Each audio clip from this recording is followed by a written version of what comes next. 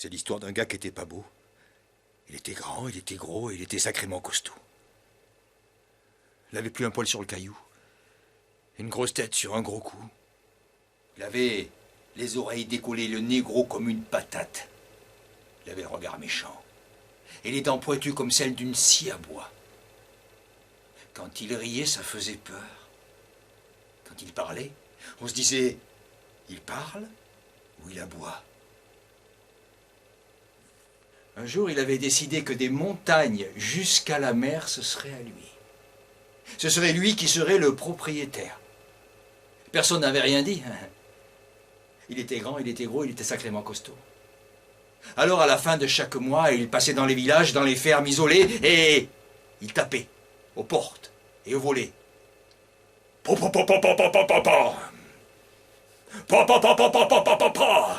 Mon loyer! Si un jour il faut payer, vous l'avez oublié, vous habitez chez moi, payez, avant que je me fâche. Et les gens payaient, et ils donnaient ce qu'ils avaient. Un mouton, une chèvre, quelques poules, un lapin, parfois même une vache. Et lui, il dévorait tout sur place.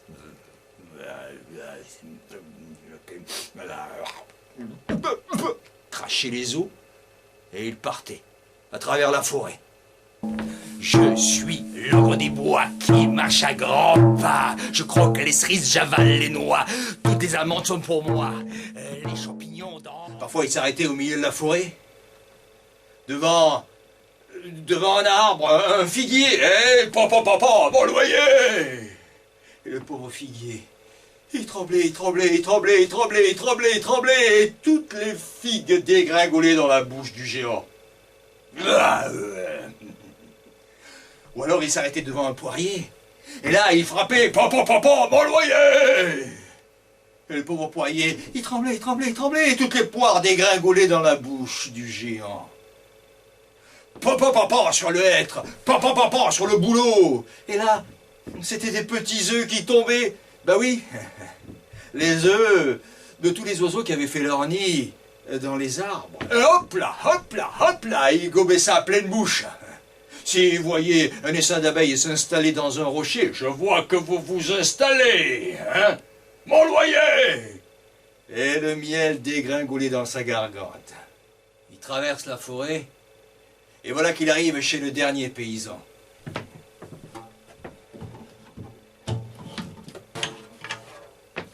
Il frappe au volet, mon loyer! Mais le paysan est pauvre, très pauvre, il n'a plus rien. Rien du tout. Pas de vache, pas de lapin, pas de poule, pas d'œufs. Qu'un minuscule jardin vide. Mon loyer! Je n'ai plus rien à manger, dit le paysan. Mon jardin est vide. Quoi? Tu n'as plus rien à manger? Tu as de la chance. Je suis repu. Mais la prochaine fois, je commencerai par toi, hein? Et on va faire simple. Je prendrai la moitié de ta récolte. Paysan est tétanisé, quoi? La moitié de la récolte, mais on n'a déjà plus rien à manger, hein? Et c'est même pas la fin de la saison. Voyons, on va mourir de faim, ma femme et moi, on n'a plus rien. Quoi? Tais-toi, Motus Minus. Hein? T'as de la chance, aujourd'hui, je suis bien luné. J'aurais pu prendre les 3/4, j'aurais pu te croquer toi, en entier, mais je préfère être juste. Moitié. Alors le paysan a accepté, hein, il n'avait pas le choix. Mais il a réfléchi, le paysan. Il a réfléchi et il a dit... moitié, alors on va faire simple. Hein? Toi, tu prendras ce qui pousse au-dessus de la terre et puis nous, on gardera ce qui pousse au-dessous, les racines. Ah oui. Tout ça, ça me va. Bien vu, mon petit gars. Allez, hop là. Hop, marché conclu. Pour toi, ce qui est au-dessous, pour moi, ce qui est au-dessus. Et en guise de salut, l'ogre des bois s'est baissé et il a fait un énorme P, un P d'ogre des bois. Il avait mangé tout et n'importe quoi. Et il est parti, à travers le bois. Je suis l'ogre des bois qui marche à grands pas. Je suis l'ogre des bois qui marche à Et le pauvre paysan est tombé par terre, il s'étouffait, il n'arrivait plus à respirer. Hein? Je meurs! Oh, à moi! Mais en même temps, il riait, tout ce qu'il savait. Ça donnait quelque chose de très étrange. Au secours! J'étouffe! Alors sa femme a couru. Elle l'a aperçu, elle l'a vu, elle s'est approchée, mais elle m'a dit, mon Dieu, mon mari devient fou, mon mari devient fou, on est perdu. Mais non, qui lui a dit, c'est l'ogre des bois qui est passé par là. Il est venu vous voir, et la prochaine fois, il veut la moitié de la récolte. La moitié de la récolte, a dit sa femme. Ah, je comprends. Il y a de quoi perdre la raison, hein. La moitié de la récolte, nous allons mourir de faim. Mais pas du tout, écoute ça, a fait le paysan. Écoute, et la moitié de la récolte, alors je lui ai dit, faisons simple, hein. Toi, tu prendras ce qui pousse sur la terre et nous on gardera ce qui pousse sous la terre. Et là, la femme a dit alors, et qu'est-ce qu'il a répondu? Il a dit oui. Alors là, les deux paysans se sont mis à rire, à danser, à chanter.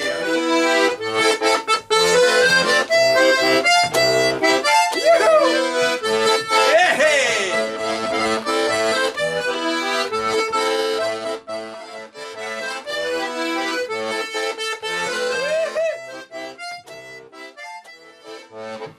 Ben oui, il suffisait de planter ce qui pousse sous la terre et qui est bon à manger, comme les carottes, les navets, les pommes de terre.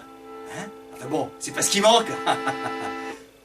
Et quand l'ogre des bois est revenu, quand l'ogre des bois est passé par là et qu'il a tapé au volet et qu'il a exigé « mon loyer, tu m'as oublié ?» Non, je n'ai pas oublié, a fait le paysan.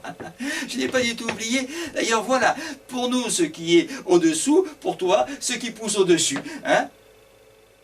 Et l'ogre des bois est reparti avec quelques feuilles, des fans, on dit. Il est revenu une deuxième fois.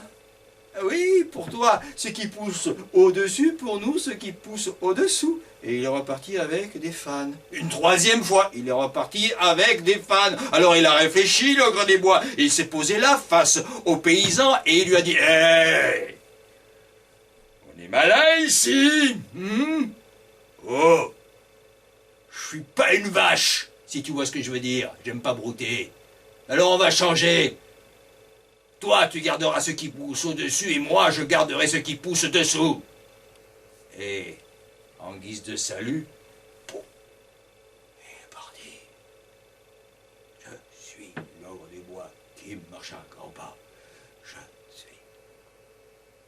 Mais là, encore une fois, il suffisait de planter ce qui pousse en dessus de la terre et qui est bon à manger. Et c'est pas ce qui manque. Les tomates, les salades, les courgettes, hein, les aubergines, et tous les fruits aussi, enfin bon.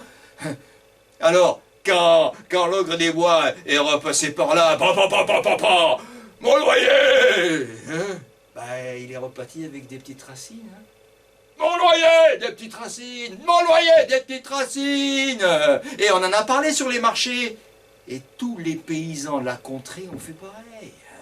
Alors quand il passait et qu'il exigeait son loyer, il repartait ici avec des petites racines, là avec des fans, des petites racines, des fans, des fans, des petites racines, des petites racines, des fans, des fans. Eh oh, les petites racines, les fans, ça nourrit pas son homme, hein. Ah bah non, et surtout ça nourrit pas les ogres des bois. Alors qu'est-ce qu'il a fait, l'ogre des bois? Il a maigri, il a maigri, il a maigri, il a maigri, il a maigri, il a maigri. Et quand il s'est retrouvé tout maigroulé, la forêt s'est révoltée. Quand il est arrivé sur... vous vous souvenez? Le figuier. Mon loyer! Paf! Une figue pourrie sur la tête. Ou alors le poirier. Mon loyer! Allez, aussi pareil. Et les écureuils. Les écureuils lui jetaient des glands dans les yeux, mais ne visez pas les yeux, c'est méchant ça, les yeux. Les oiseaux lui faisaient caca sur la tête. Ah non! Non! Ah non! Ah non! Mais quand les abeilles l'ont poursuivi en le piquant, il est parti. Loin, très loin. Et on ne l'a plus jamais revu.